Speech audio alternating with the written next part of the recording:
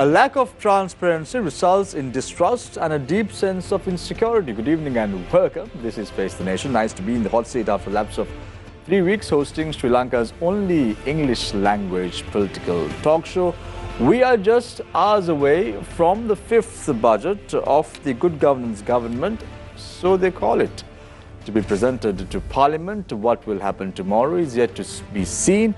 However, our topic today revolves around transparency and governance. We just saw a few days ago 6 parliamentarians declaring their assets to the general public.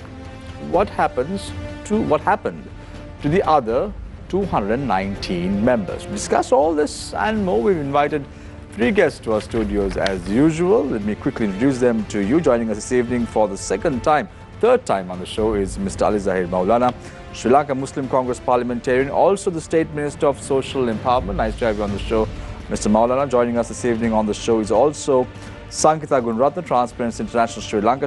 She is the manager of the Right to Information Act. Thank you very much, Sankitha, for joining us this evening on the show as well. Also joining us tonight on the show is Taraka Balasuriya, Member of Parliament, General People's Freedom Alliance, also a member who declared his assets to the general public. So kudos to you, Taraka. So let's start off tonight's show with Sankitha Gunratna, representing Transparency International Sri Lanka. Sankitha, 225 members in Parliament and only 6 have declared their assets, minus the one parliamentarian who is seated onto your right as well. You have one parliamentarian who did so, seated onto your left. Isn't this a disappointment? Your time starts now. What really happened is not, it's not to call out the other 220 who hadn't by that point declared their asset declarations, but this is part of a movement that TISL has been part of for a few years now, that the asset declarations of parliamentarians should be made public. And the problem with this was that there were secrecy provisions in the old asset declaration law since 1975 that prevented people who can even access them from sharing them. So what happened recently was that Transparency International Sri Lanka had got an order from the Right to Information Commission ordering the disclosure of the asset declaration of Prime Minister Ranil Wickremesinghe to Transparency International Sri Lanka, following a request made a couple of years ago. Following that order, where the Commission clearly stated, very importantly, that asset declarations of parliamentarians being in the public sphere was of paramount public interest, Transparency International Sri Lanka made a call to the public to demand the asset declarations of parliamentarians and politicians from their own politicians. Did Prime Minister Ranil Wickremesinghe declare his assets? Not so far. Not so far. Not so far. Sankitha, when you look at the last few years, the last few months, isn't it somewhat questionable, the conduct of parliamentarians? I'm not talking about the entire 225, but many members within the government as well as the opposition when it comes to this topic, asset declaration. Why is it such a taboo word in Parliament? Yes, just to continue my thought from before, it was that we made a call to people to demand accountability from their parliamentarians, and certain parliamentarians reached out to us. This is not to say that TISL needs to be the intermediary in this matter, but it is just the first step of a movement that we hope will take flight from here onwards, with more and more joining this very positive conduct. In terms of whether asset declarations have been a taboo subject, we have come a long way from the years when it was introduced. The fact that certain parliamentarians have disclosed it doesn't mean that everyone who hasn't is a criminal or is engaging in any kind of shady conduct. It just denotes a shift in the level of accountability that parliamentarians feel towards the public. And that's what we're hoping will take flight from this. Why must and why would parliamentarians do so? What's the reason, in your opinion? And what should be done? Yes, an asset declaration contains two parts. It contains their assets and liabilities as at the first date when they took office, and their asset declaration as at the last date of the immediately preceding financial year. So it allows a person looking at it to see whether there has been an unreasonable amassing of wealth between these time periods that is not that doesn't correspond to their known sources of wealth. So that's the value of being able to see that.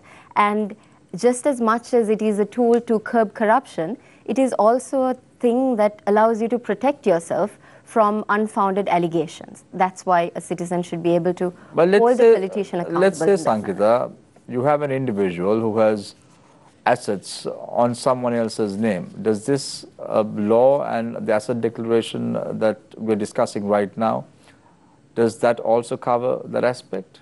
Yes.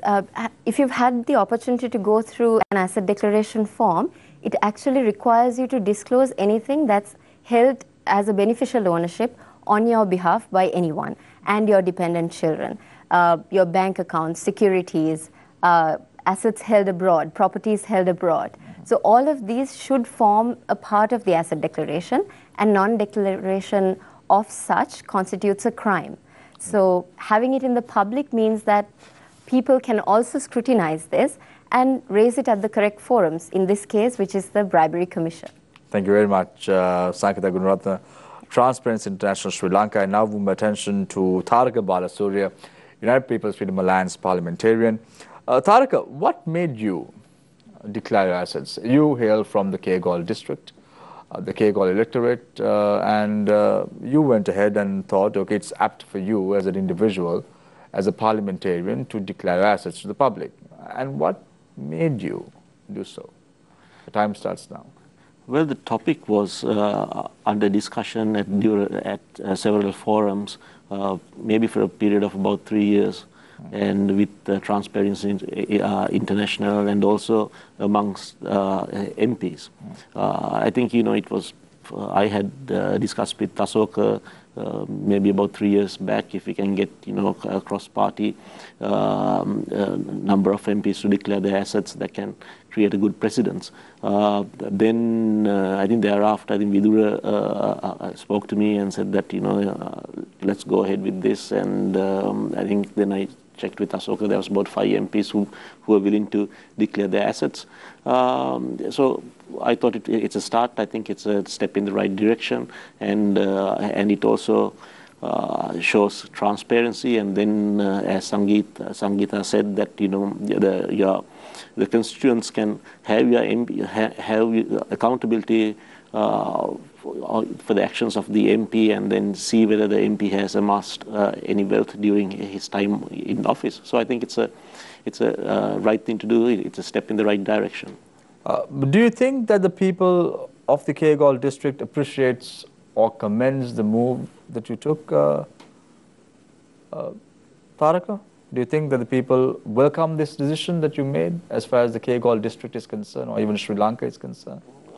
I don't know. I mean, it's to be seen in future elections.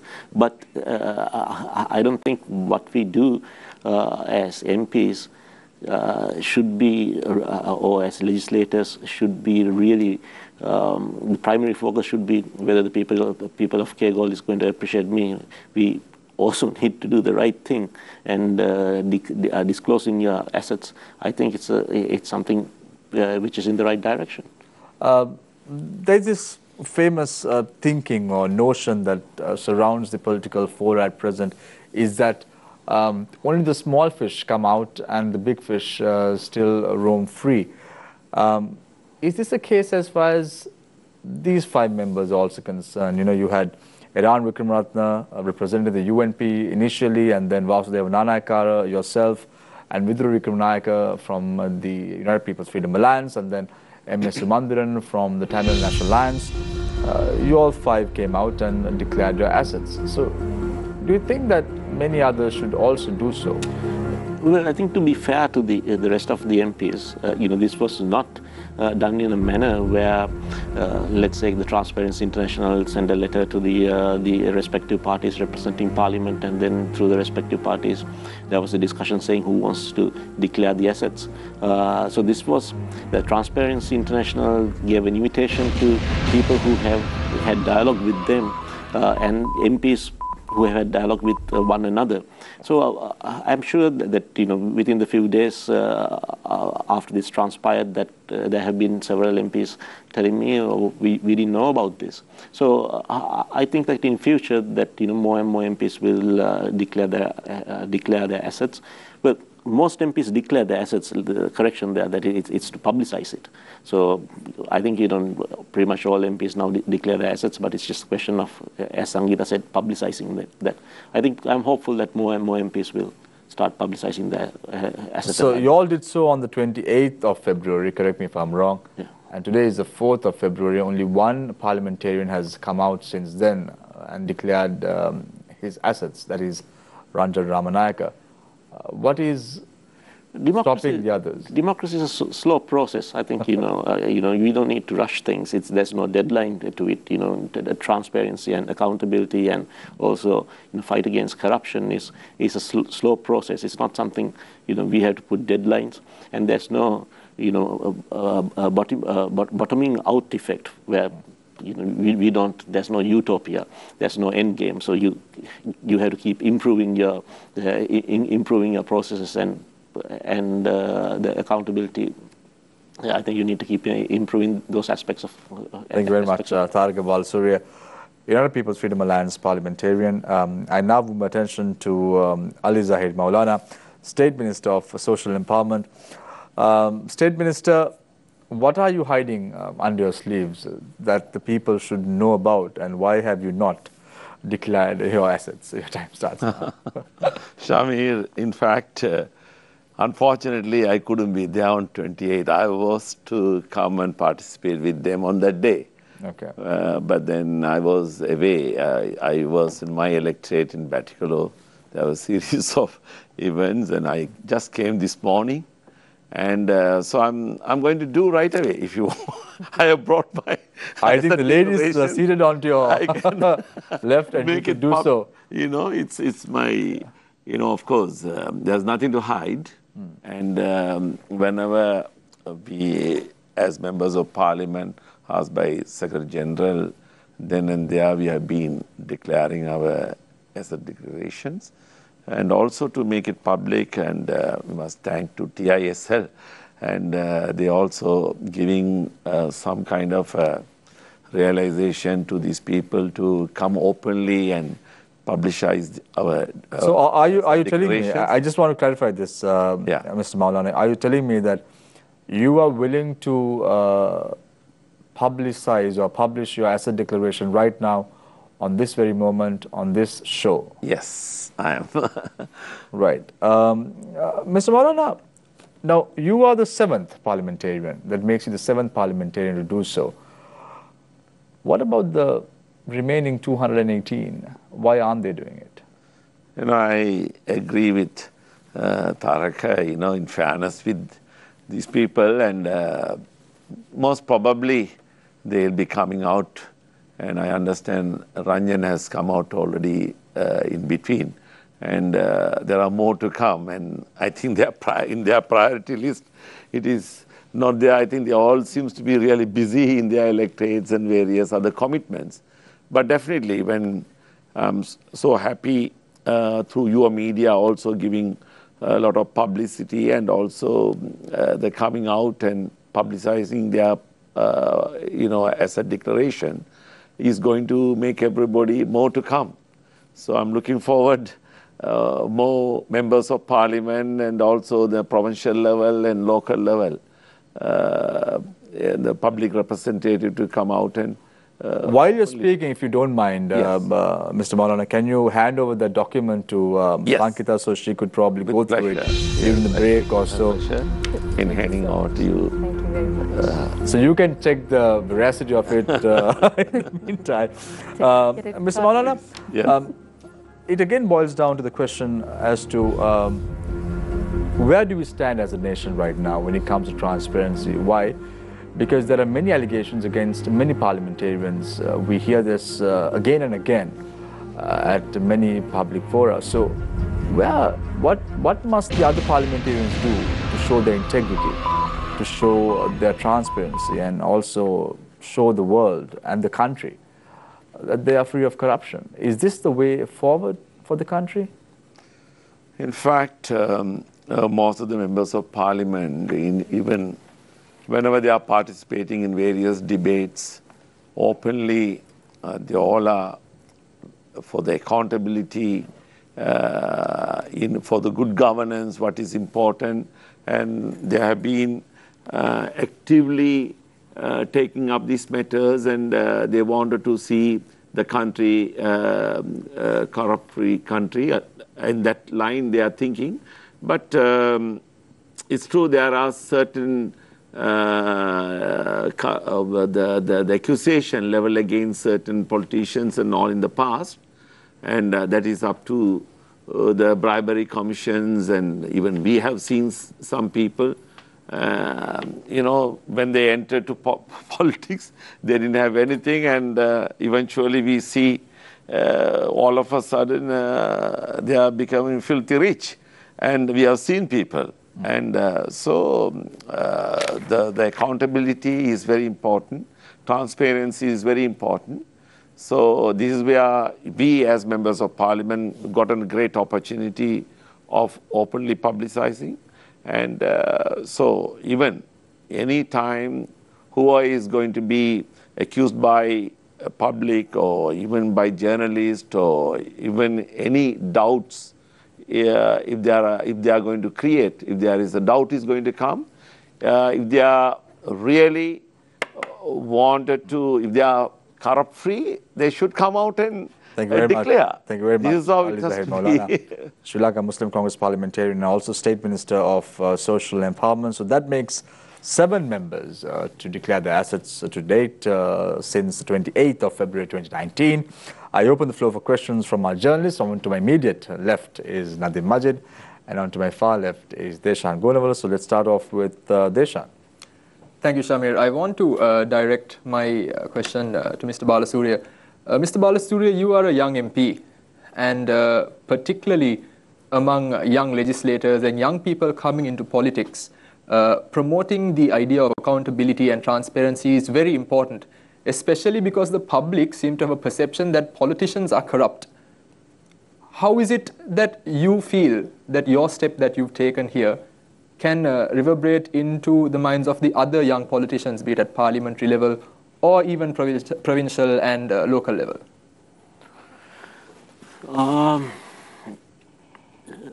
I don't know. I mean, you know, you are right that there's a perception that politicians are corrupt, and they are.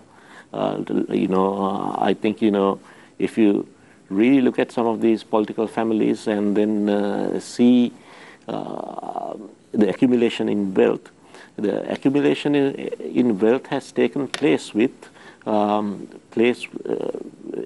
power. You know, whenever they are in power, that they have accumulated their wealth. So there's a direct correlation between the two. But also, I think, you know, it's not only the politicians who are corrupt. I think, you know, as a society, that, you know, the corruption is all over.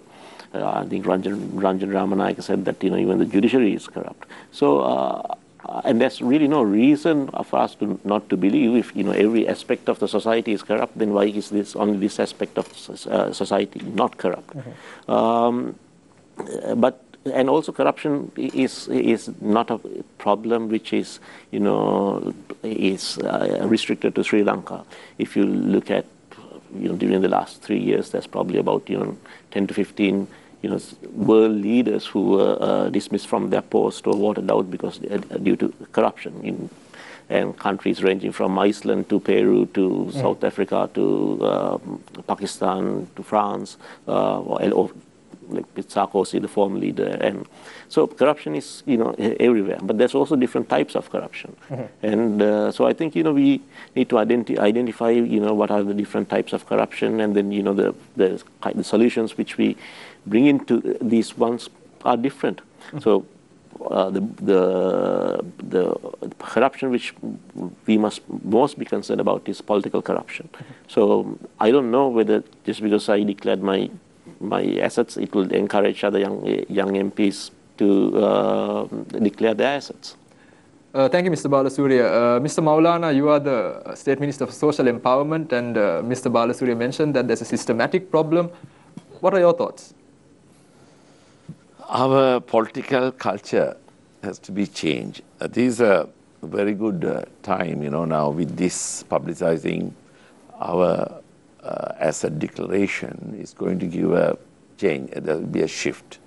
And the more people going to publicize their assets, definitely it's going to change the political culture.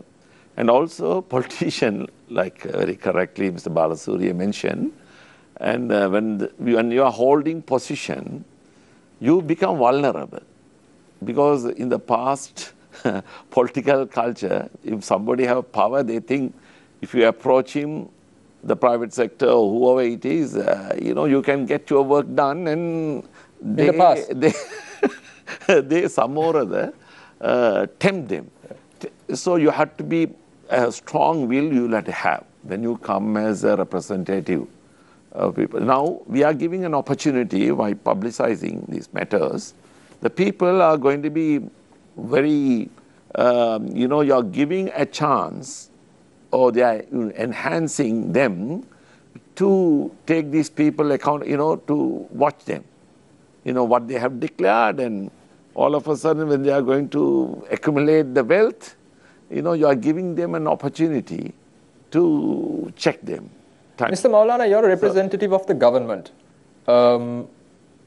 Why is it that the government does not look into actually trying to set a precedent by actually engaging their own members to try to declare their assets? Because like Mr. Balasuriya mentioned, there is a significant number of career politicians, and doing politics is not is pretty expensive, isn't it? So even in that circumstance, there seems to be an amazing amassing of wealth.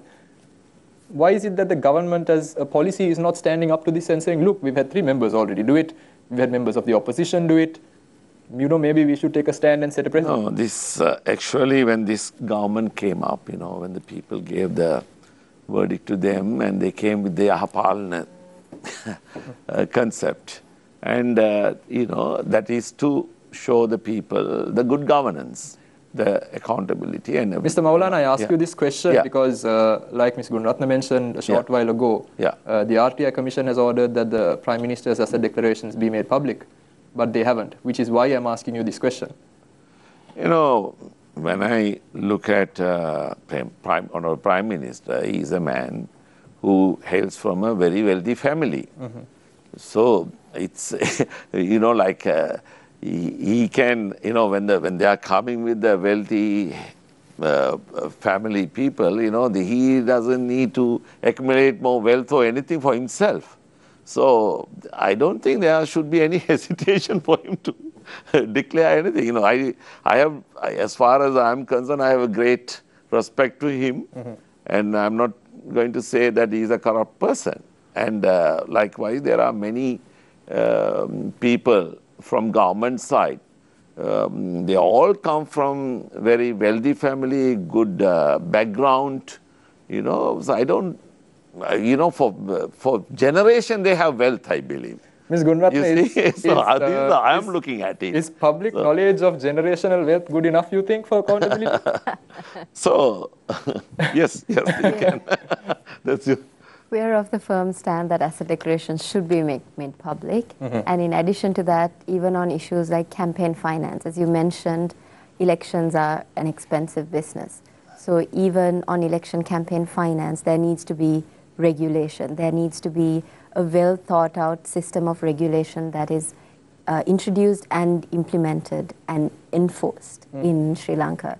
So I don't think saying that most politicians are wealthy or hail from wealthy families is enough. And I don't believe that's what the Honourable State Minister was trying to say. So we are for complete transparency, as our name denotes. And asset declarations are only a start. they are a start. As I said, they are a sword and a shield. So it is only a start, the first step in the right direction. Mr. Balasuriya, before I ask my first question, I think in the interest of seeing that we're speaking about the importance of disclosure and being open and transparent, I must disclose to our viewers, as I've done before as well, that I am also a consultant at Transparency International Sri Lanka.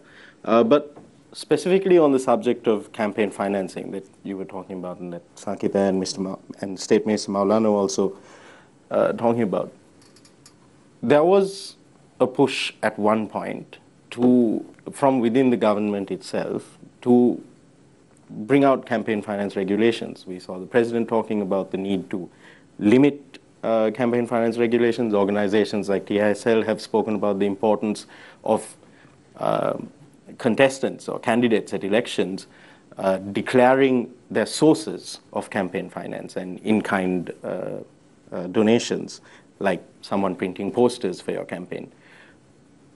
How important do you think that this kind of regulation or legislation, do you feel that it is essential that that kind of legislation passes through the parliament before upcoming elections? We're due to have, provincial council elections already long overdue, parliamentary elections and a presidential election also coming up. How important is it that this step is taken now? Yeah, I think I'm of the view that such legislation needs to be held back until we sort out the issue of reducing the amount which we spent on elections. It's a question of putting cart before the horse. There's no point of having campaign finance and having a PR system or district system, because district system basically will make all candidates spend huge amounts of money on advertising and whatnot. But let's say if you have a first past the post system, then of course the amount of money which you had to spend on your constituency reduces drastically. So I think that needs to be done prior to having bringing campaign finance legislation, because ultimately there's no point of bringing laws which we are going to break. The laws has to be meaningful, and so I'm of the view that you need to do that before talking about campaign finance. Many prominent members of the joint opposition, including the Democratic Left Front leader, Honorable Vasudeva Nanakara, previously had mentioned that the government was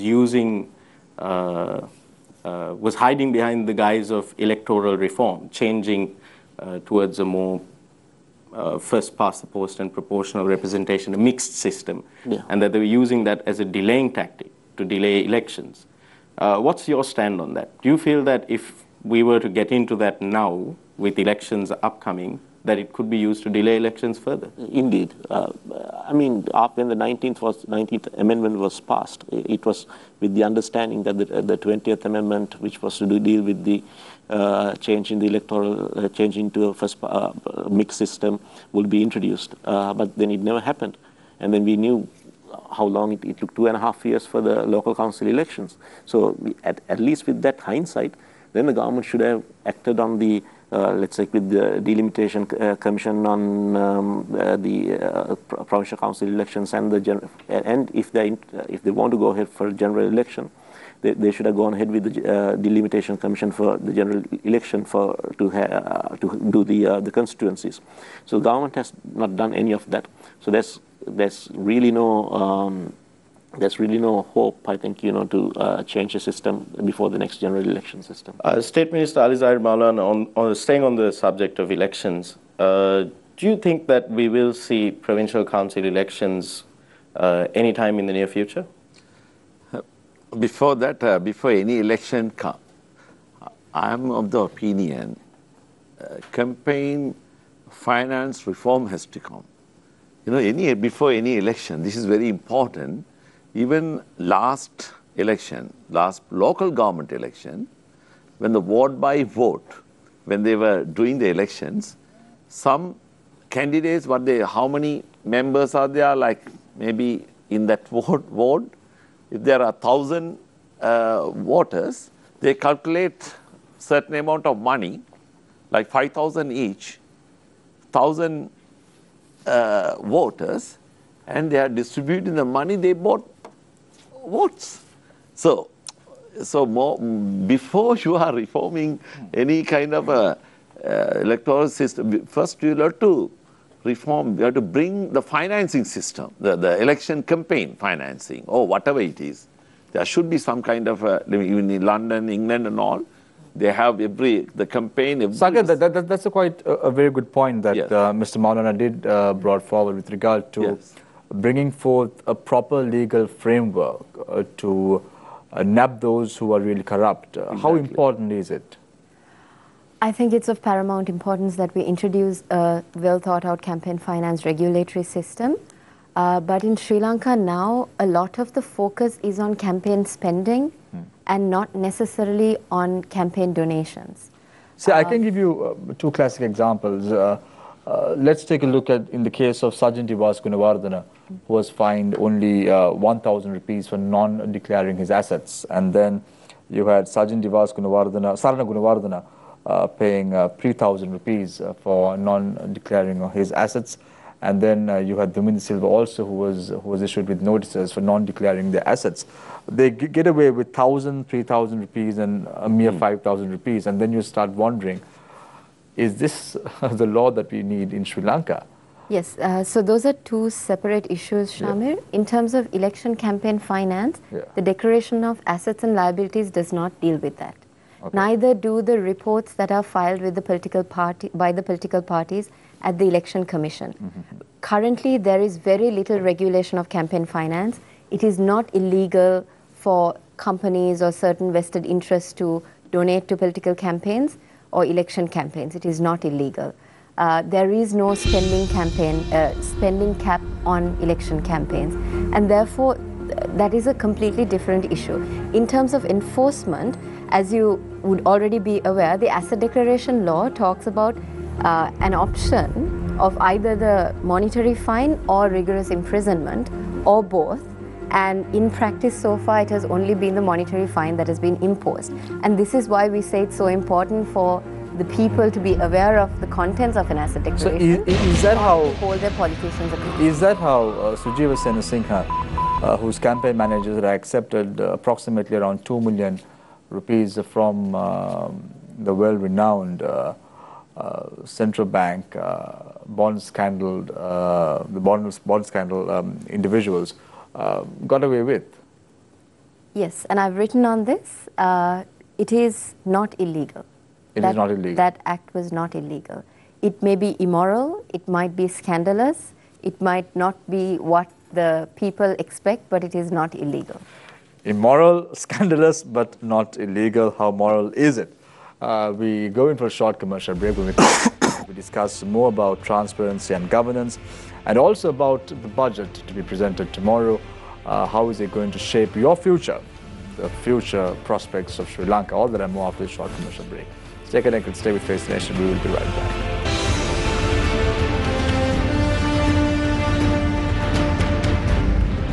Welcome back. This is Face the Nation. I start off the third round with Tharaka Balasuria, United People's Freedom Alliance parliamentarian. Tharaka, right now, while the fingers are pointed at the ruling government, there are many fingers pointed at the Sri Lanka Pojana Peramuna parliamentarians as well for corruption, so on and so forth. So, what is the message you can give to your fellow parliamentarians to come out, take accountability, and declare their assets in public as well? Is there a particular message, or you did so based on complete your gut and instinct as far as you are concerned? Shamil, I don't think there's a great message that I can give that it inspires everybody else, and then and from henceforth there will be clean politics. It just doesn't work that way. And then I think we and also we need to understand the system which we work in, and so I think what's necessary is for us to have the background so that more the clean politics will be encouraged. Let's take for example, impunity is one of the main reasons for corruption. So we need to get rid of that, especially in political corruption. Especially people pertaining to things pertaining to, like, white collar crime, people seems to get, they seems to get go scot free. There was a lot of talk about this girl stealing 8 mangoes and then going to jail for whatever the period, and then the accusations pertaining to the bond scam, and then you rob billions, and then nothing happens to you, then you go out on bail. So there's so that people perceive it as there's no social justice. For rich people, it's a different set of laws, and for the poor people, it's a different set of laws. So I think you need to have get rid of impunity for the political crimes, but then for other different types of corruption, you need to have different measures. Let's say you have instances of systematic corruption. If you go, we all heard of stories like if you go to a port or something, then you need to bribe each person along the way. So I think countries like Georgia have done remarkably well by introducing technology and then getting rid of corruption. But then there's also petty corruption. The people who want to try and make a buck because and you can't fight corruption on an empty stomach. So you need to have economic growth. Whatever we can sit over here and then talk about getting rid of corruption, but then if your kids are hungry, and then if you can't feed your kids, and if the cost of living is extremely high, you're going to do whatever you need to do in order to feed your kids. So I think we need to differentiate the different aspects of corruption and have different solutions for all of that. You speak about 2 sets of laws that are implemented for the poor and the rich, Taraka. But isn't it the responsibility or the primary responsibility of lawmakers like you to arrest that situation and ensure that we are on the right track? There is a proper legal framework that has to be established as far as the country is concerned. Isn't it your responsibility? Yeah, well, I wouldn't say it's my responsibility. It's a collective responsibility. It's a collective responsibility altogether. I think it's from 48, but that's where we have failed, where after we gained independence, it's just that the imperialistic ruling they were replaced by a ruling class in Sri Lanka, and then that ruling class have and the laws which were made by those ruling class were not very inclusive. So I think the socio-economic aspects has to be addressed properly if you are to address corruption properly. Thank you very much, Tariq Balasuriya, United People's Freedom Alliance parliamentarian.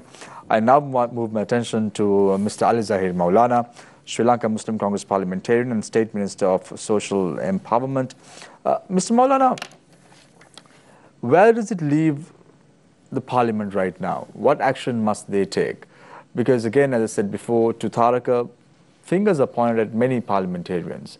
Right now, there are allegations about cocaine, heroin, and then you had one OIC of the southern province being arrested for the double murder in Ratkama. Many activities are taking place right now that is, I don't think we've ever witnessed something of this nature ever in the Sri Lankan parliament before. What is the reason behind all this? Are these parliamentarians so corrupt, so petty, and only thinking about themselves? What has happened to the country? Generally, in everything, a holistic approach has to be there. And generally, to curbing any kind of corruption or anything to be monitored and anything to be bring to a stop, a holistic approach is very important. This is very important. And also, whatever the government may come and rule, that's the matter. But if there is an independent police commission or independent judiciary commission, let them work in their own. The politicians shouldn't go and influence. Now, thanks to the very lately the way they are curbing this narcotic and also they are doing raids and catching, that is being increased. So they are trying to curb all these kingpins and all, and it's very good. And I'm very happy to see that. And politicians shouldn't go and influence or not to arrest them, not to even whoever comes. So it has to be the very independent manner. These are matters to be controlled in every aspects. So if we are going to be consistent on this kind of approach, we can limit the corruptions and all these underworld we can control. The drugs can be controlled, even the poverty. Now I'm coming from Batticaloa district. Our area is in 23rd place in poverty line. I'm as a social empowerment minister. Like Samurdhi was introduced 26 years ago, and there are so many recipients, thousands of recipients. I don't think they have empowered at least hundreds of people through this. They have a corruption. Everywhere is corruptions. So now we have to, but there are resources. The farmers, paddy fields, blue economy, they talk about the green economy. So they are not making use of that in a very constructive manner and to get rid of poverty. So this is where every minister or whoever comes, they have to, with lot of commitment, they have to work. So every aspects, whatever they are going to be in charge, with lot of commitment, they have to work. I'm telling. So in whatever the minister, even law and order minister, if somebody is going to be in charge of it, and they shouldn't interfere, like all what they can do is they can come and report to the parliament how their officials are conducting. But many interferences, Mr. Maulana, was made by the then Minister of Law and Order, who was also a very close associate of the Prime Minister. These are all well-known facts. And then your party goes and joins hands with the same political party who was exerting pressure on many fronts and many counts. Is that justifiable? Now, either side, when we are, when we were given by people a verdict for us to go for 4.5 years plus, so we have to go on that line. That's how we are supporting the present government, and we went to courts and we did it. That is different issue. But this is the very question that people have with regard to the conduct of the Sri Lanka Muslim Congress parliamentarians or the party as per se. Every single time there is some sort of opportunity for the party, they seem to be hanging on to it and then losing grip of the other side, which they've been holding on for many months or many years. This is one of the allegations against your political party, Mr. Maulana. We are in the interest of the public, the citizens of Sri Lanka. Whatever the best we can give for them, whatever the best the people have to get out of the government, these are the matters we are addressing for. Not because of we are aligned with certain government. If there is corruption, we are all out to say, they have to be exposed. So this is how we are there. We are mentioning time to time, even in the cabinets. I have been asking Honorable Rauf Hakim as a national leader of our SLMC. He also take up these matters in the cabinet. So no members from the Sri Lanka Muslim Congress are using heroin or cocaine, right? I hope not. I don't think. And also according to our faith is haram.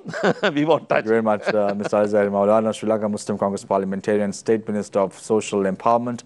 I now move my attention to Sankita Gunaratna, representing Transparency International Sri Lanka. Sankita, when you look at the conduct of Transparency International the world over, let's take a look at Slovenia, let's take a look at Malaysia. You all have been very, very vocal about asset declarations, and now in Sri Lanka, you all are somewhat have made a breakthrough. But what is the ultimate objective of Transparency International in doing so?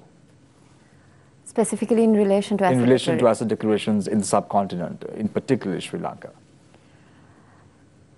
Asset declarations, as I mentioned before, are a very clear tool towards holding your politicians accountable.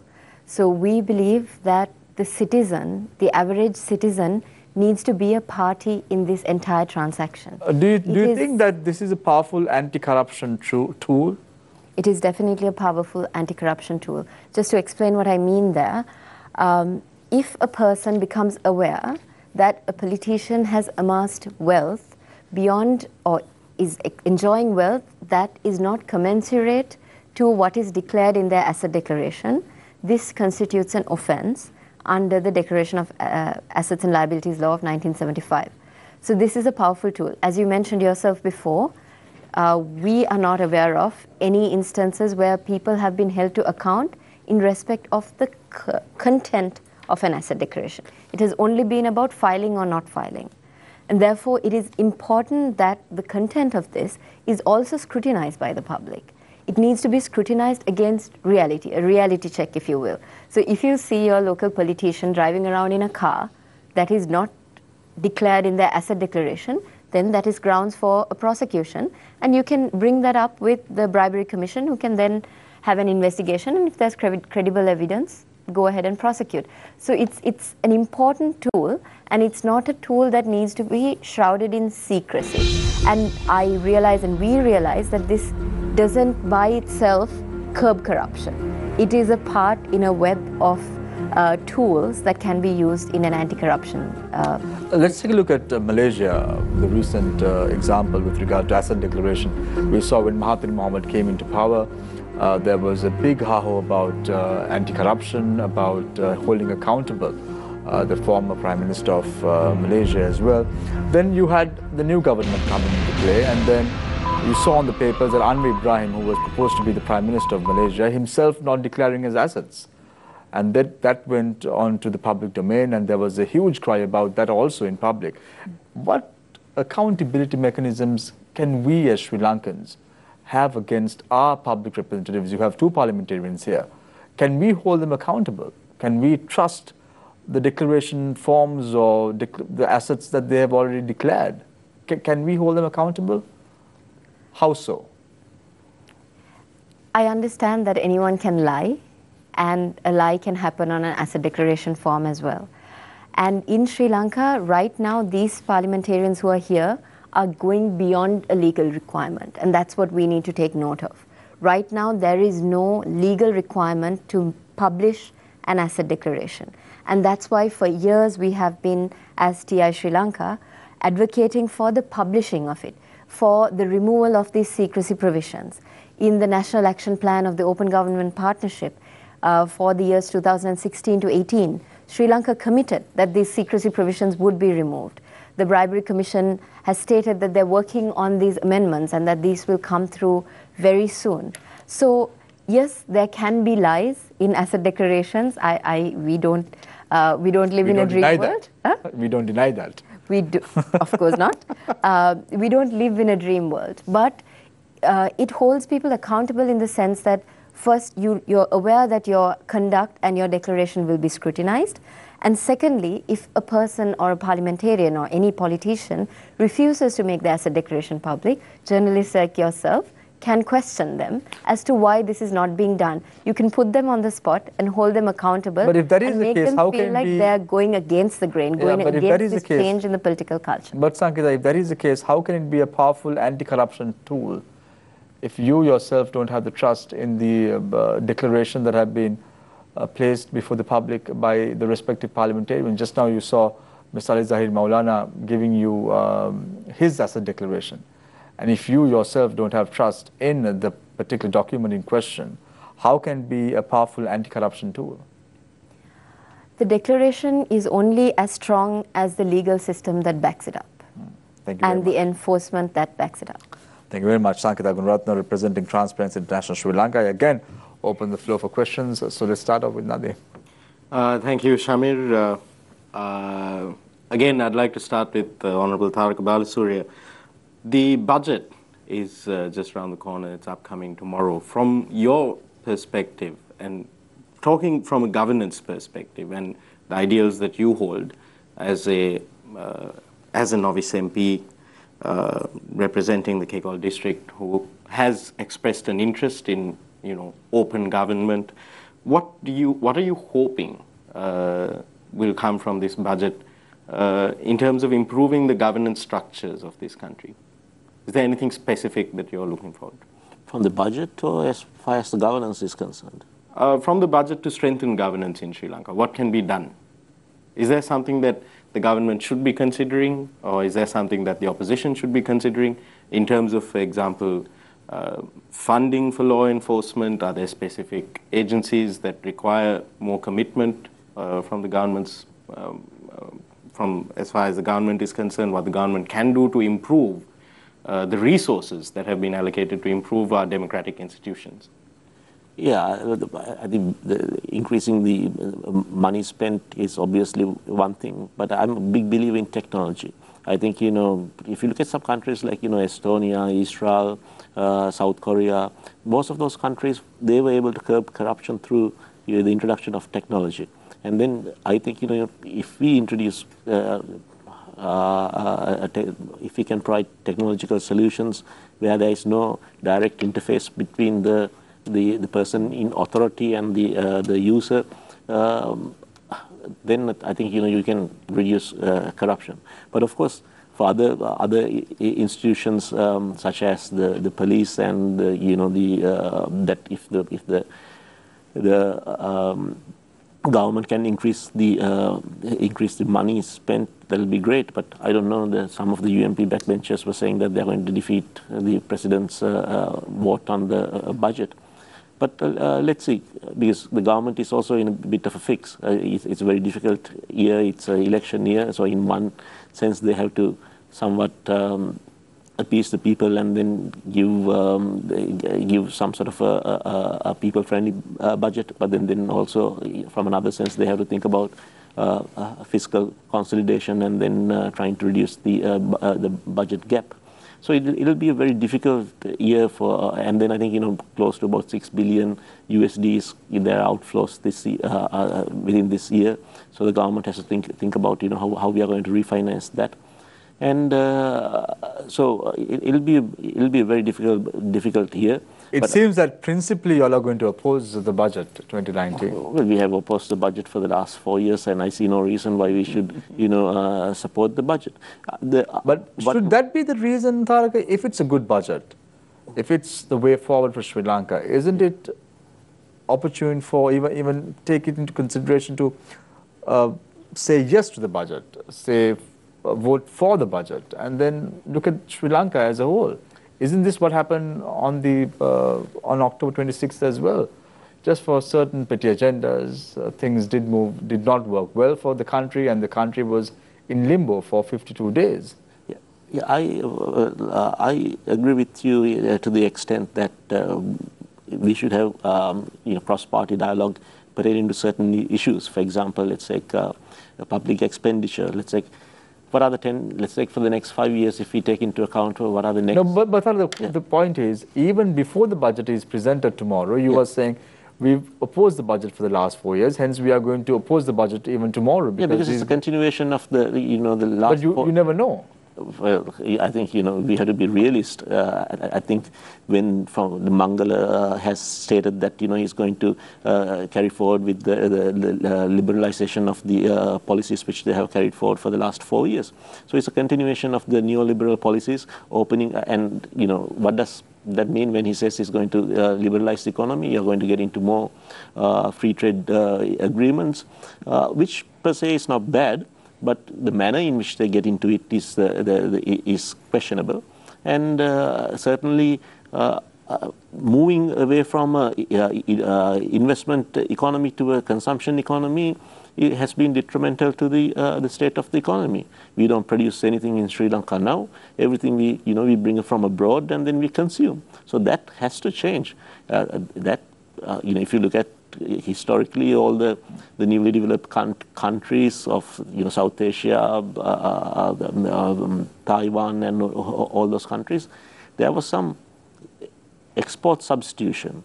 So now in Sri Lanka, traditionally we've been going ahead with this import substitution, but I think we need to encourage the exporters. We need to help them out, but certainly opening up our markets blindly, I don't think is a solution to. But you are saying that exporters should be encouraged. What steps did the previous Mahinda Rajapaksa administration do to encourage exporters? Well, we were working according to a plan. And what was the plan? Well, after the war finished, we concentrated on 5+1, the 5 hub +1 strategy. It was supposed to come into play in 2018, but never did. And by 2015 or 2014, the government completely lost grip of the 5 hub concept. If you look at areas such as tourism, and that's let's take a look at one aspect, the knowledge hub. Where was Sri Lanka heading? Yeah. Nowhere.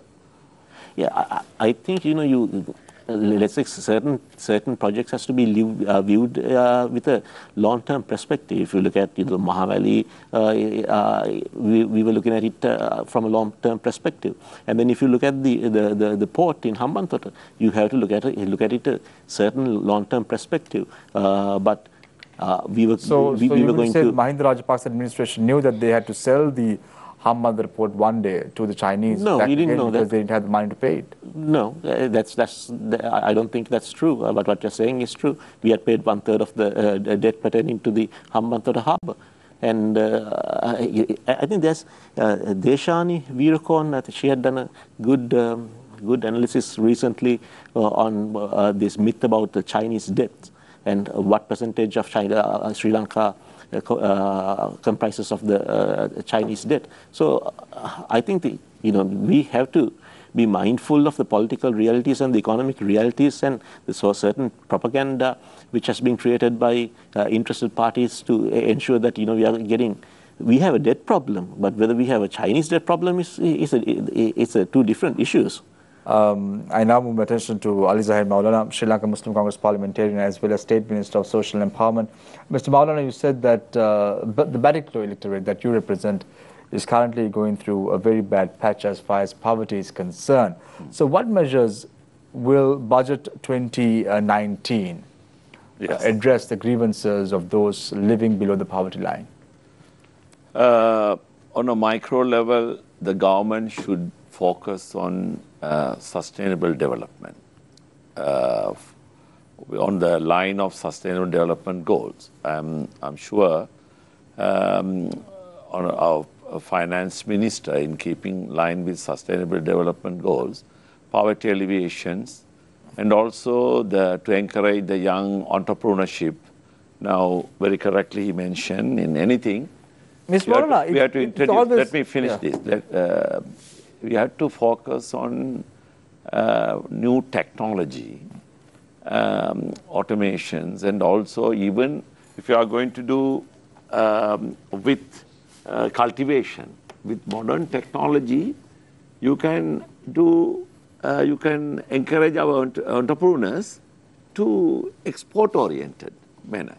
So this is why the primary industry, even another part of my ministry is primary industry plus social empowerment. This is where we are doing modernization in agriculture and aquaculture. So this is going along with the sustainable development goals, and we become export-oriented, where we are helping the entrepreneurship, even matching grant, and in that manner, I'm sure the finance minister is focusing on that line with this having doing the budget this time. Ms. Maulana, yes. Isn't it strange that members of the ruling party itself don't know the contents of the budget before it being presented? How can you even formulate the next few months if you don't know, and if you are taken by surprise in Parliament about the allocations that are made to your ministry? In fact, we have been asked the priority, what to be done, what we have done so far, and where the focus has to be given. So this is one of the main area we are going to focus, because having resources in these... But there is no guarantee that all these dialogues that transpired into what you are saying now was taken into account when making the budget 2019? It has been taken.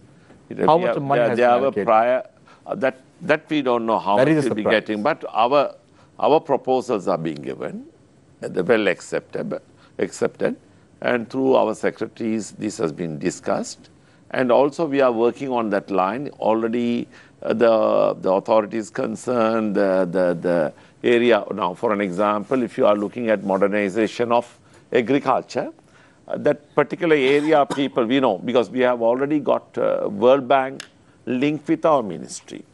They are willing to help us. So with that line, having sustainable development goals, with that idea, they are focusing and making, as far as I'm concerned, in my ministry. Mr. Maulana, you're in the final year of the mandate you were given in 2015. Now, at the end of this year, you're expecting an election to come up as well. Yes. You speak about sustainable development goals being met, going to export-oriented growth. Yes. But exports as a percentage of GDP has been falling. Yeah. Unemployment is between 4 and 5%. Inflation is also at 4%. Yes. Countries like the UK target about 1% stable and low inflation. Now, the thing is, don't you think these plans should have been made and put into place, let's say, 4 years ago when you all had this started way back in 2015. Sustainable Development Goal in August 2015 when President went to UN and he declared, and we started all these 17.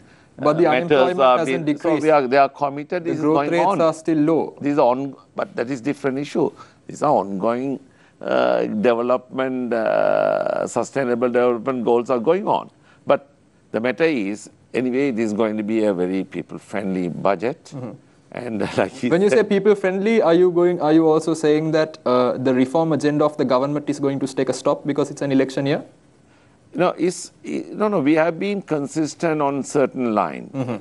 Now, last year budget, they focused on blue economy and green economy. So same line, we have started certain work, we are continuing. As far as I am concerned, primary industry is looking at two areas, aquaculture plus agriculture. So these are the lines. We found entrepreneurs, and with their proposal, we are giving matching grant. We have lined up with World Bank. This is an ongoing program, and now we are enhancing more with this present budget. But the thing is, what I also want to know is, now you speak about technology being taken to the rural masses. Now the thing is, we recently correct, I agree. Brilliant. We are modernizing agriculture, aquaculture, and I think that's absolutely necessary. But now recently we had a pesticide breakout, and we couldn't get the necessary steps to the farmers out in the rural areas. And it got pretty bad, Mr. Maulana. So the thing is, do we have the ability, now you have 1 year left, to implement these programs even to a decent level? No, it's not the matter for whoever comes, if there's a good policy, it has to continue. I'm very happy Shamir was mentioning, if there is a progress thinking budget, it has to be, even the opposition should think of supporting it. Even if there is something good, even with the change of government, even the leader of the government is going to be changed, they should continue. So this is how you have to look at it. Sustainable Development Goals is towards 2030. So this has to move on that principle. Sanketa, when people talk about sustainability, we find that quite often there's confusion with sustainability and going green. Sustainability is a lot more than that, and captured within the Sustainable Development Goals itself, Goal 16, Peace, Justice and Strong Institutions, which talks about the importance of having transparent, open and also accountable governance systems in place. When talking about the budget and sustainable development, specifically if you're talking along the lines of Goal 16, what do you think needs to happen from the perspective of TISL to improve governance systems in this country? Yes, I think specifically in terms of participation, public participation in governance, transparency and accountability, we should mention the Open Government Partnership, which I alluded to before, which is really a national action plan that is autochthonous, that is built by the people cooperation with the government to achieve certain two-year goals in various sectors. It can be education to health to specific things like right to information and corruption. And captured in this Open Government Partnership National Action Plan is the strengthening of anti-corruption agencies. And in going towards peace and stronger institutions, strengthening anti-corruption agencies, I think, is very important in the upcoming budget.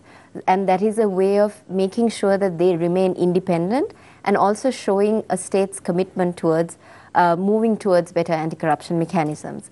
If you look at the working of an anti-corruption mechanism in a system, the protection of victims and witnesses, allocating adequate funding to the relevant authorities in those aspects as well is important. And if we look at increasing transparency, proactive disclosure of information to people, even we know it's mandated by the right to information, but it's not just a legal requirement. Those are just minimum requirements. We're talking about a government that's fully open to the people. They know what services they're entitled to. They know how long it will take. They know how much is spent on it. Sanketa, you were talking about the Open Government Partnership. Yes. Now, this is the second National Action Plan that has been approved by Cabinet in January. Yes. With the first National Action Plan, there was very limited progress. Why do you think that is? Is there not enough government buy-in on this? Is this something that is entirely being driven only by civil society? Where is it really lacking? Because you're covering areas including health and education and basically improving public participation in how policy is made regarding health, education, even I believe agriculture. Yes. Is covered in the Open Government Partnership National Action Plan for 2018 through to 2020. But implementation, as does always seem to be the case with Sri Lanka and policy, is the trick, and implementation is where it's missing. Can you identify any specific reasons why implementation has been poor? I think you point towards something very important, Nadim, specifically today. There has been very limited financial backing to the Open Government Partnership. So the commitments under that have to be ambitious. They have to be innovative in terms of technology, with both the Honourable Minister and the Honourable Member of Parliament alluded to. So there has been very little financial backing to these commitments.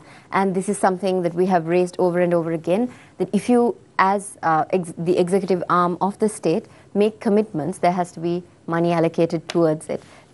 You cannot be ambitious without financial backing. The TISL recently carried out an assessment of our anti-corruption agency, or our primary anti-corruption agency, which is the Commission to Investigate Allegations of Bribery or Corruption. And it scored relatively well in terms of independence, even in funding and resources. But this hasn't really translated into what people want to see, or at least from the public perception side of things. People want to see indictments, people being taken to court, and the law actually being enforced successfully. But in spite of that independence that came through the 19th Amendment and the increase in resources because of the President and Prime Minister's commitment towards anti-corruption, that has not translated into concrete results on the ground as far as the public are concerned. Is there something more that needs to be done? What's missing on that front? In terms of our anti-corruption agency, there seems to be a lot of focus right now on legislative reform. And legislative reform alone cannot change public perception. And we know the public in Sri Lanka have the same kind of perceptions that are coming out here, which is that the big fish need to be caught. There have to be high-level prosecutions and convictions. So some of that would actually change perceptions. We need big cases actually being concluded. We know a lot have been initiated, but not concluded. Of course, there are impediments within our legal system as well. Some of these are due to inefficiency, lack of technology, but some of it are justifiable. Some of it are because of our belief in the fundamental freedoms of people. The fact that due process needs to be followed, and that does take time. Giving an alleged offender a right to defend themselves properly does take time. So in terms of changing perceptions of the people, we need to see big convictions happening. Mr. and Balasuriya, not when it merely comes petty. to what Sankita was talking about, I mean, several big cases have been initiated, and I mean, you saw special high courts being convened to specifically hear corruption-related cases. But still, progress has been slow on these cases. And when those who, or the defendants rather in these cases, say that, well, progress has been slow because they don't have anything on us. They don't have evidence to prosecute us, and this is just a political witch hunt. I know that you are also part of the joint opposition group, and that there are some joint opposition members who have been, who are accused in several of these cases. But do you feel that that is really the case, that progress is slow because, as some have said, they just simply don't have the evidence? The progress is slow because there's no political will. You know, first and foremost, you know, if you need to have an anti-corruption campaign or lead an anti-corruption campaign, you need to have political will. That political will should not be should be based only for the opposition. It should also be, you know, based on your side of the MPs. I mean, this government came into power preaching Yahapalane, and then 1.5 months after they came into power, the crime in Sri Lankan history takes place. And if you look at the aspect of how it took place, and there was collusion from the very top to the bottom. So when things like that happen, it's quite natural for the people to lose faith in the system. And as far as, you know, putting these special courts, well, justice is supposed to be blind, but then, you know, now it seems to me that, you know, the justice is not entirely blind. In one eye is open, and then looking at the opposition to see that, whether these cases can be taken forth, and then whether those opposition members can be pressurized or can be put in behind bars before the next election, in order for the ruling party to go ahead with their political agenda. So I don't know whether although I think this is not the first time the politicians has preached about Yahapalana. JR also preached about, you know, Dharmish Samaja. So and everybody knows from 77 to 89. Now with hindsight, that was probably the worst time during the Sri Lankan history as far as corruption was concerned. So I don't know whether there's real. Well, while you are saying that the worst time of corruption was between 1977 and 1989, many say that they witnessed corruption between 2005 and 2015. Yes, some can say from after 2015. So the issue is, you know, if you are more UMP inclined, you'll probably say that it took place during the Mahinda's time, and then, you know, if you are more SLFP inclined, the people can say then it took during the Ranil's time, because of the central bank issue. But you know that the Ball scandal really began in 2008. No, my contention was not that. My contention was it was just like after the opening of the economy, and the JR himself said, you know, let the robber barons come in. So his invitation was, you know, you need to have free market, and having free market means that people need to get rich, and then people getting rich means that not necessarily following all the rules and regulations, and I think there was a change in the culture after 1977. So I'm not going to, you know, I don't have the facts and figures, so, and I don't think you also have the facts and figures to have a debate on what era was most corrupt. But we can all... I can give you some facts and figures between 2005 and 2015 very easily. But then you need to also have facts and figures pertaining to the 77 period if you have to analyze which was great. Minister Maulana, Mr. Balasuriya was talking about how when people are more partisan towards the UNP, they tend to perceive corruption in one way. When they're more partisan towards the SLFP or well, right now, the joint opposition and this thing, they tend to perceive corruption another way. And this tends to be a problem when establishing political will to fight corruption, because when it comes to the political parties themselves, who then go on to form governments, it seems that the will to fight corruption only exists in terms of the corruption that was committed under a former government of a different party. Yeah. How do you change that? Well, there should be a promotion of equitable justice. You know, this is very important. That's where we have to emphasize. Anyway, Sangeeta very correctly said that the process started, but no efficiency, lack of efficiency, they couldn't. We have seen whatever it is after 2015, when former president, even prime minister, ministers and all were going to courts, and they have been inquired into.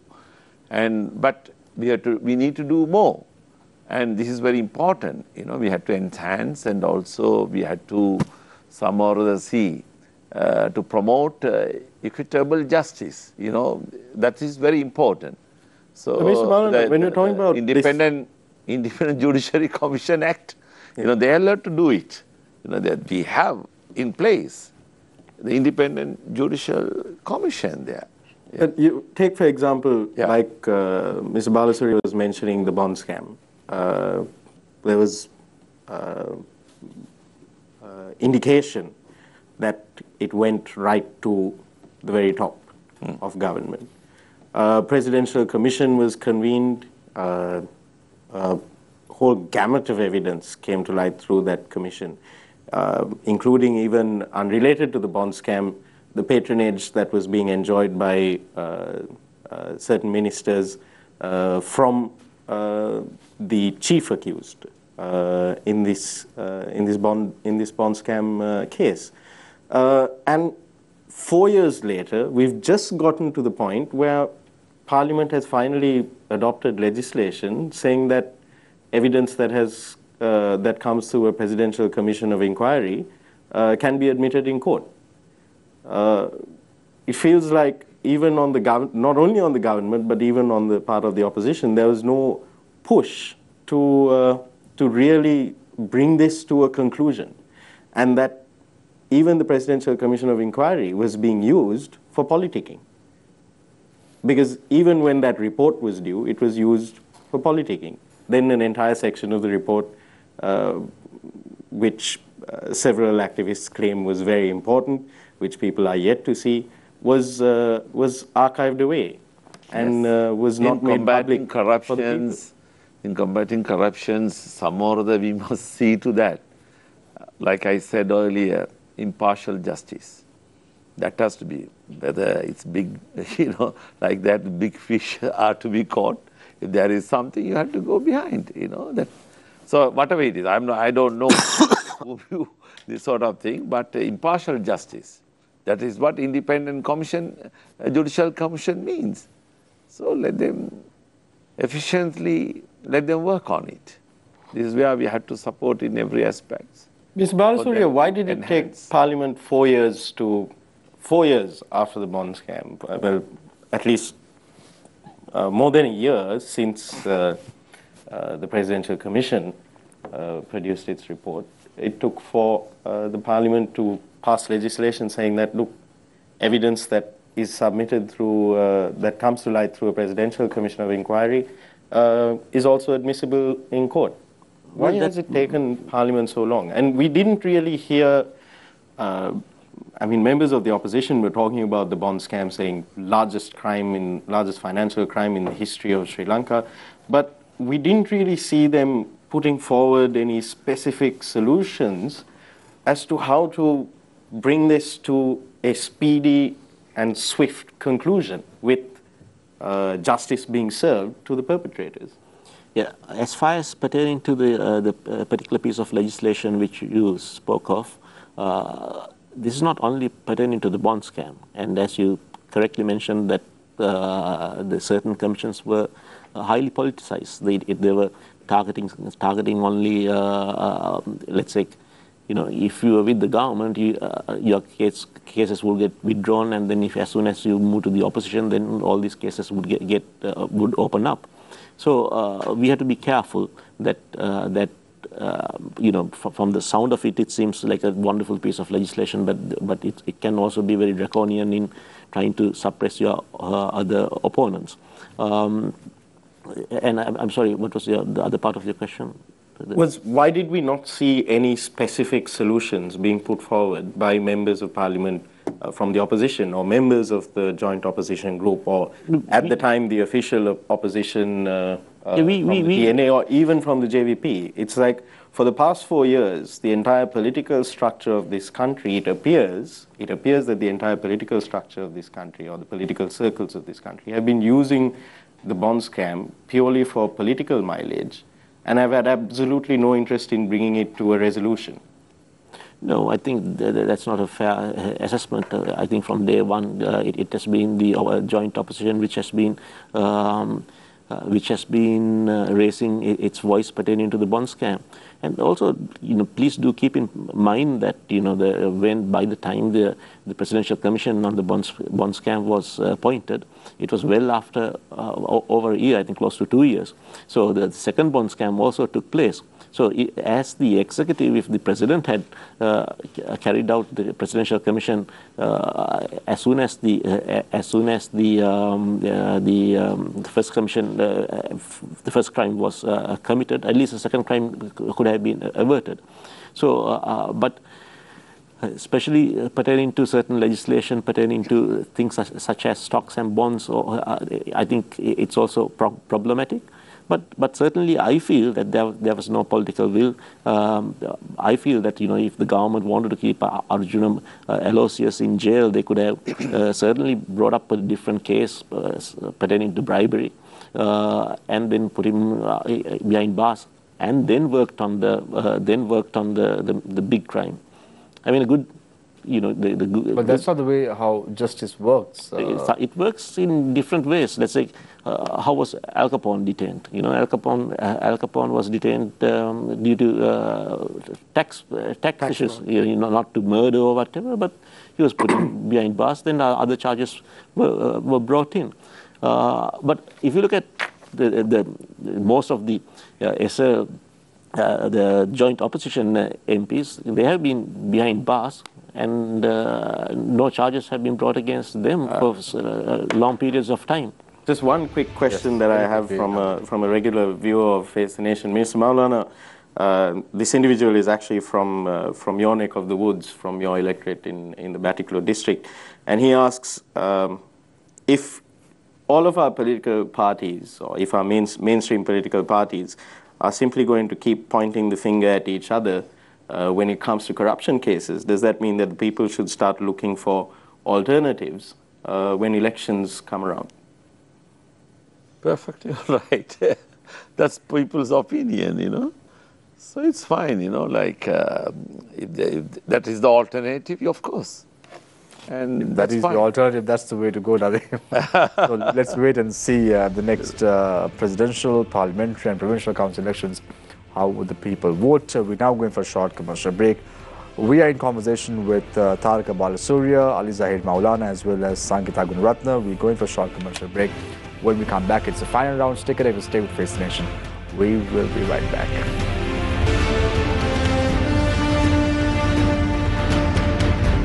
Welcome back. This is Face the Nation. We start off the final round with Sankita Gunaratna, Transparency International Sri Lanka, representing Transparency International Sri Lanka. Sankita, this all started off, the topic about asset declaration, with you're going to the RTI Commission to request information about Prime Minister Ranil Wickremesinghe, and you're also well aware that the President's office did instruct the RTI Commission not to release the documentation pertaining to the Prime Minister's assets. Am I right? Correct me if I'm wrong on that.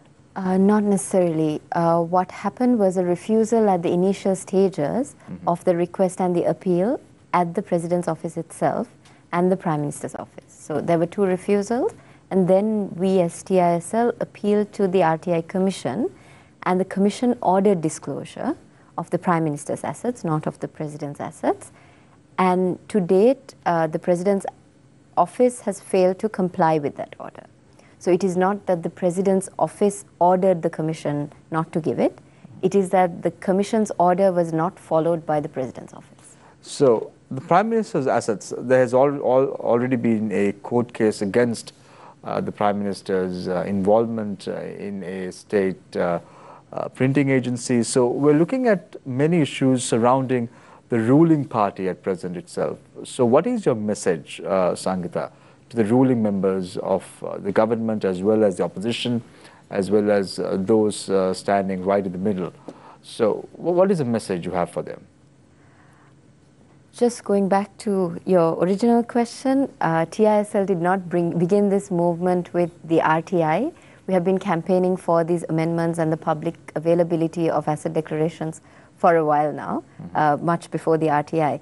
In terms of my message to all members of parliament, all politicians, and indeed all public officials, it is to join the rest of these MPs in making their asset declarations public, in a move to show their commitment to the people.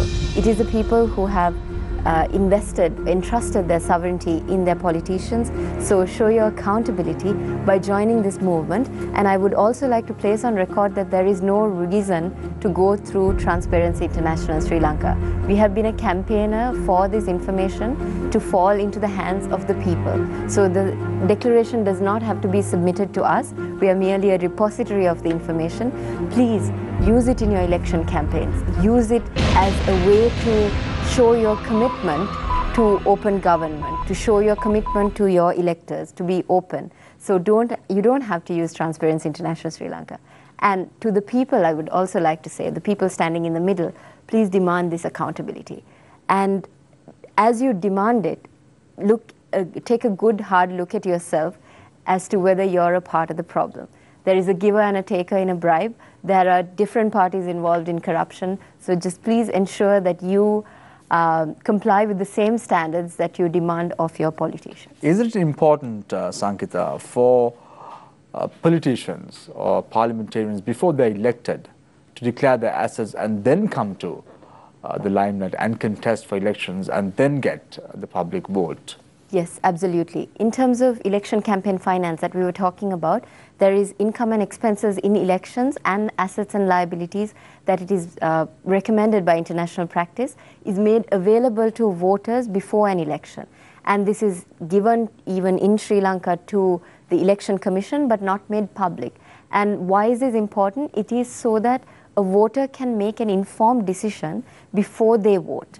This information available to them can shape their opinion on who their member of parliament or elected politician is going to be. Thank you very much, Sangeeta Gunaratne, representing Transparency International Sri Lanka. I now move my attention to Tharaka Balasurya, United People's Freedom Alliance parliamentarian. Tharaka, let's talk about governance. Where do we stand right now? And come an election next year, a presidential election, in 2019, where will we stand, and what are the options that the people have by that time? We don't know who the candidates are, so we don't know what the options are. But where we would stand in general election is exactly where we are standing right now, because this government, if it continues till the general election, it will be the same situation. Probably things will deteriorate. But this could also be an opportunity, Tharaka, for the Sri Lanka Freedom Party as well as the United People's Freedom Alliance to defeat the budget and show the majority that they were boasting about prior to the 26th October dilemma, isn't it?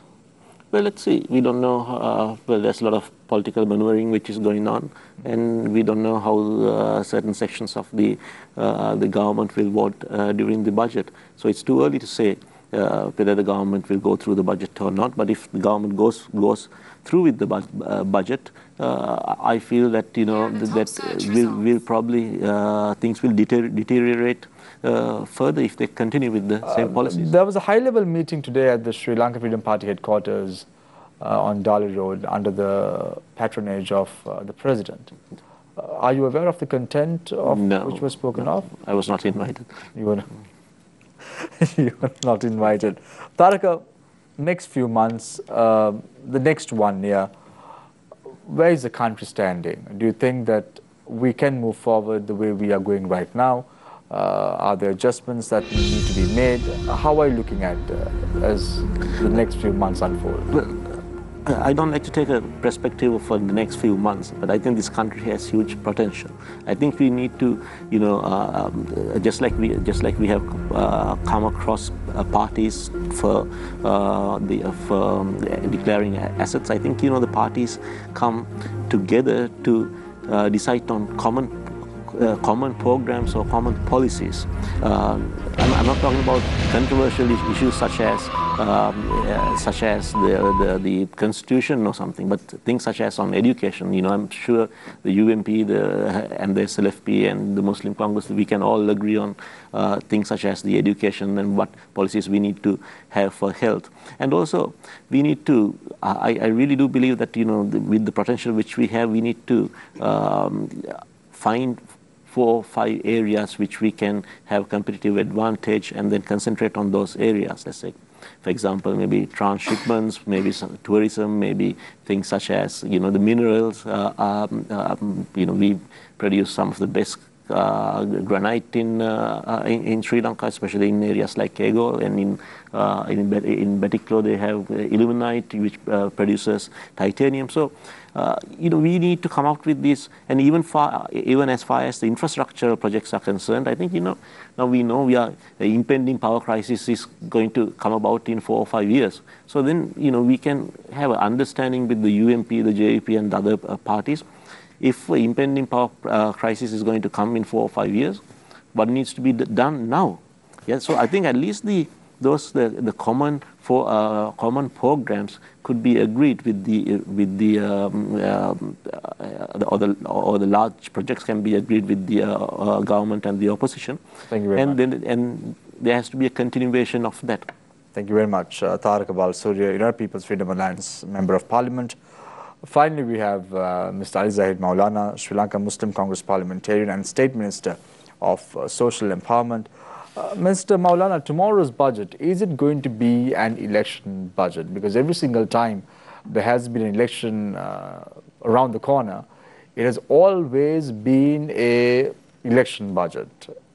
This time around, will things be different, or is it going to be the same old fancy magic wand Minister of Finance who will be presenting the budget tomorrow? As I earlier said, it's going to be lean towards people friendly, and also whatever we have started in the past to continue to bring some kind of productive results, and also to continue with what I said earlier, sustainable development goals, a focus on that line. We have been in the past, you know, even previous year, he said that the green and blue economy, especially as far as our area concerned, Eastern Province is concerned, we are already engaged on these kind of development, and our entrepreneurs, farmers, and all are engaged. And also even recently, we are in the process of getting these people with their proposals. You are well aware that the green and the blue economy concept derived from the two political parties being in the same government at that time, right? But there was no basis to a green or a blue economy on that particular budget. No, I'm talking about agriculture and also agriculture. If I can intervene just for a second there. You know, agriculture in areas like Kegol was completely destroyed. You know, the rubber, the cultivators, the cinnamon cultivators, the pepper. Yes. So there's no reflection of the modernizations, the green and blue economy. If that is what you are going to implement tomorrow, then we are in trouble. You know, what we have started, the modernizations of agriculture. And these are matters we have already ongoing program, and we are enhancing these matters. These are the matters we have asked to be included. And then again, it will be people-friendly budget. This is how I'm hoping. Surprise, surprise, we'll have to wait tomorrow and Yes. surprise, isn't it? Yes, it is going to be. Anyway, thank you very much, Ali Zahid Maulana, Sri Lanka Muslim Congress parliamentarian, State Minister of Social Empowerment, for joining us this evening on the show tonight. It's always a pleasure to have you on board. Also joining us tonight was Sankita Gunratna, representing Transparency International Sri Lanka. Nice to have you on board as well, Sankita. And thank you very much, Taraka Balasuriya, United People's Freedom Alliance parliamentarian, for joining us this evening on the show for the very first time. We indeed had the great pleasure inviting you and having you as the only representative, and then ending the show with two representatives declaring the assets and one declaring the assets on this very show. Thank you very much, Deshan. Thank you very much, Nadeem. As usual, I leave you tonight with a quote, as I always do. It's with regard to budgets. Budgets were originally designed as control mechanisms. As such, they are traps. Some points to ponder. Take care and good night.